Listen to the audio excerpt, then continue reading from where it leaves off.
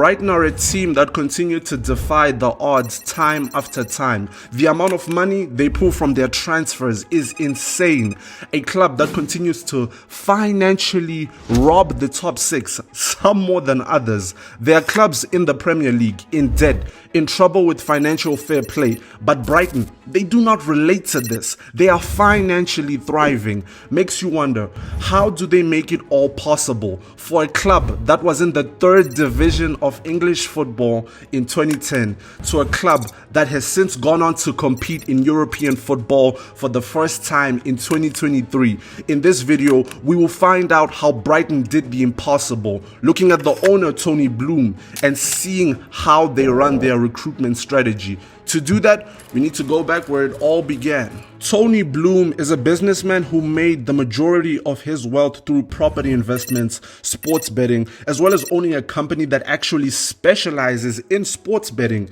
He did this all before he became the majority owner and chairman of Premier League club Brighton and Hove Albion. Tony from a young age could be seen as a risk taker, a trait that would go on to make him millions. From a young age, Tony would use his pocket money and place bets on the machines at the arcade, where he would hone and craft his betting strategy.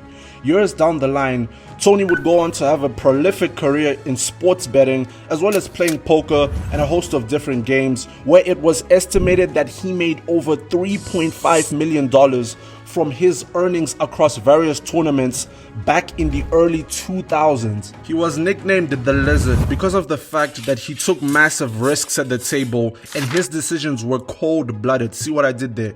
He developed a love for the game and wanted to take it one step further. He knew he needed a better strategy so that the odds were always in his favor. Tony knew that betting would be the one thing that would drive him for the rest of his life and would go on to become the owner and founder of Star Lizard. Now wait, what's Star Lizard?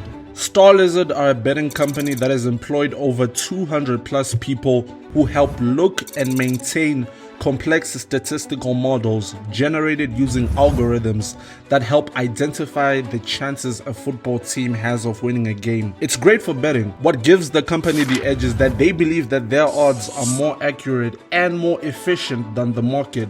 The craziest bit is that the majority of the employees at Star Lizard don't fully understand how the company operates. The person who only knows how it all works is Tony Bloom himself. I'll go into more detail on how this company helps Brighton later in the video, but the real story begins in 2009 when Tony Bloom becomes the owner of Brighton and Hove Albion. Tony wasn't just a risk taker, he was a visionary, he was an architect. He had a vision for the club, and to achieve this vision, he needed to reinvest in the infrastructure of the football club and would do so by investing £93 million into giving Brighton fans the stadium that we know today as the Amex Stadium. But it doesn't just end there. Get this, in his second full season, the club gained promotion to the championship after finishing 13th in the previous season, an instant impact from Tony Bloom. In 2017, the club gained promotion to the Premier League, but it wasn't all great. They struggled in relegation battles in their first couple of seasons, but eventually they found their footing in 2022 when the club finished 9th,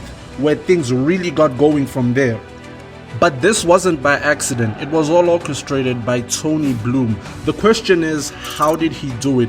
Most of you know that Brighton recruit young players and sell them for a profit, but Brighton just have a better way of doing it than most other teams. In the case of Brighton, Star Lizard, the company owned by Tony Bloom, was used to rank promising young talents on a worldwide basis.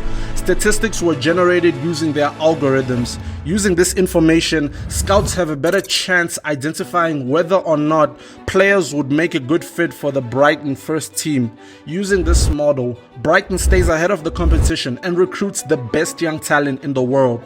It's also been reported that Brighton uses Jamestown analytics that works similar to Star Lizard but focuses more on recruiting players using data analytics. It seems Tony used his betting strategies to build Brighton into the club that we know today.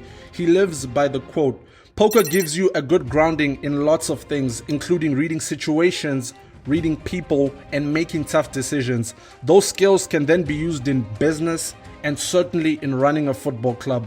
Unlike most football clubs that fit their squad to the manager's liking, Brighton are run different. Brighton will find a manager that plays a similar brand of football from the previous manager so that the current squad are able to adapt quickly.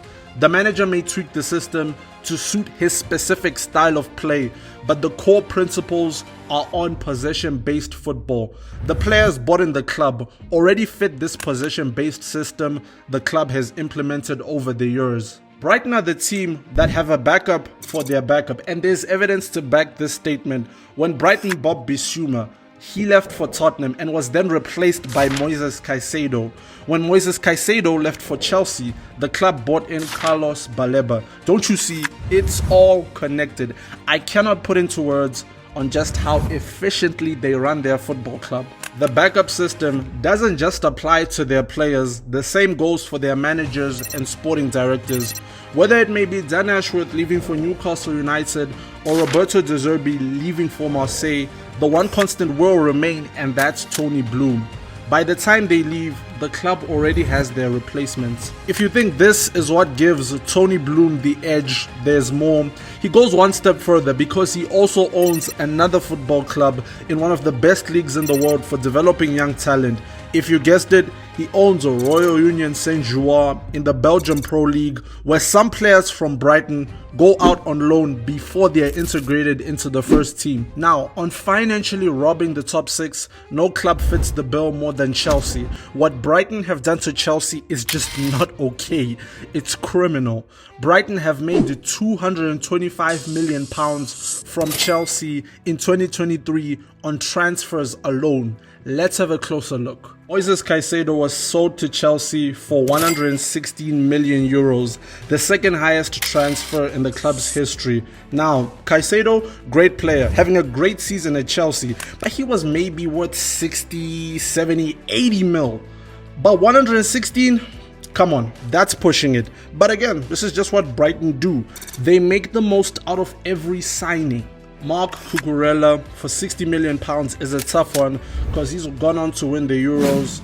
I think that one was okay, but only time will tell. Robert Sanchez, 25 million, hasn't shown the best of form and was recently dropped in Chelsea's most recent games. Yeah, they got robbed. I'm sorry, they got robbed. Last but not least, Graham Potter for £22 million, the second highest transfer for a manager in history. Yeah, so he lasted 7 months at Chelsea. 22 mil for a guy that lasted 7 months and signed a 5-year contract. It backfired, no doubt. In all fairness, these are all great players and a good manager, but in the case of Chelsea, it just hasn't worked out for some of them. The real question becomes, how long can Brighton keep this up?